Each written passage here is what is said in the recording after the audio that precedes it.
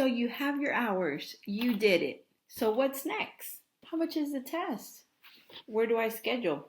Where is it at? I will help you answer these and many more questions. Hey you guys, so today we're going to go over the PSI bulletin. And this is your blueprint to your exam.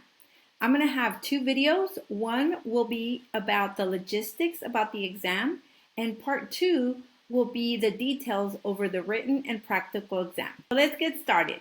First, I'm going to show you where you can find your PSI. The easiest way to find the PSI is to Google Cosmetology Candidate Information Bulletin. From there, you will click on Exam Information for Barbers and Cosmetologists. Once you get to that page, you will scroll down. Once you get to the Candidate Information Bulletin, you will click on Select a Test. So here you will find all the candidate PSIs.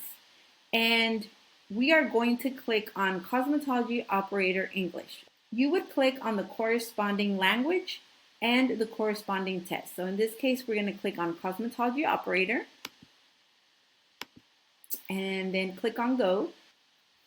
So this is your PSI. Today we will go over the logistics. Page 1 basically gives you an overview of the table of contents and everything you will find. You always want to make sure that you have the up-to-date PSI. What I want to point out from page 2 is the fees. So your written exam fee will be $55 and your practical exam fee will be $76. So you want to make sure that you pass the very first time. You do have the opportunity to retake your test. Of course, you will have to pay for your test anytime you will have to retake. So the goal here is to pass the first time. Another thing I want to point out here on page 2 is that you have 3 options for scheduling your exam. You can either do it on the website, do it by telephone, or standard mail. I recommend that you go to the website. That's going to be the easiest and the fastest. But if for whatever reason you're not able to log into the website, then I would recommend doing it over the phone. You can reschedule your exam, but you have to make sure that you do it 2 days before your exam date. Otherwise, you forfeit your exam, meaning that you lose your money and you have to pay again and you have to reschedule. So again, make sure that if you need to reschedule, you do it 2 days before your exam. Losing your examination fee. So making sure again that you reschedule within 2 days, because that would be a way for you to lose your exam fees. Number 2, if you don't appear or forget, then you're going to lose your exam fees. Number 3, if you arrive late. So make sure that you arrive on time. I recommend that you get there at least 30 minutes before. And if it's possible, go ahead and drive through the area to make sure that you are familiar with the streets and the address and the building and so forth. Number 4, you have to make sure that you have the correct identification. If you don't have the correct identification, they will not let you check in. And again, you will lose your exam fees. And last one, not being in the correct dress code for your practical. You want to make sure that for your practical, you have closed-toed shoes. So don't forget closed-toed shoes for your practical. And I recommend that you wear all black, preferably scrubs.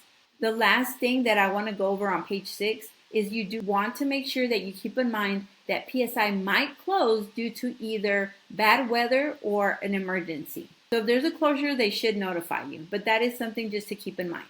Pages 7, 8, and 9 will give you a list of all the examination locations, but make sure that you show up to the correct location. Notice next to the city, you will see in parentheses if they offer the written exam or if they offer both the written and the practical exam.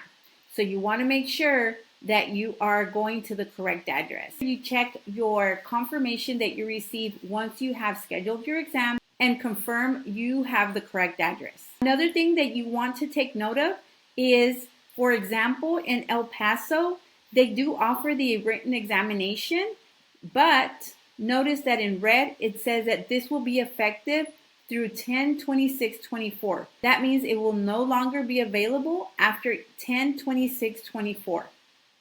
So just keep that in mind. On page 10, You will notice that you have the option of going in person and on site for your written exam, or you can also do it virtually, meaning you can do it from home. Make sure that you're reading through all the protocols. So let's look at the ID requirements. Please make sure that you provide your valid ID. It has to be a government issued ID. It can be your passport, also be a foreign passport, driver's license, or state ID, but it cannot be expired. So make sure that that identification has your name printed, a photograph, the signature or fingerprint, date of birth, and expired date. Again, I do not recommend that you take an expired document. Make sure that it is not expired or it doesn't expire by the time you take your test. If you are a current student in a high school, your high school ID is also valid, but you need to make sure that you take your student permit with a photocopy of your TDLR permit. And documentation will only be valid through August 31st of the year that you graduated. You can also use your college ID, and if you're using your college ID, it only needs to have your printed name, your photograph, and date of birth.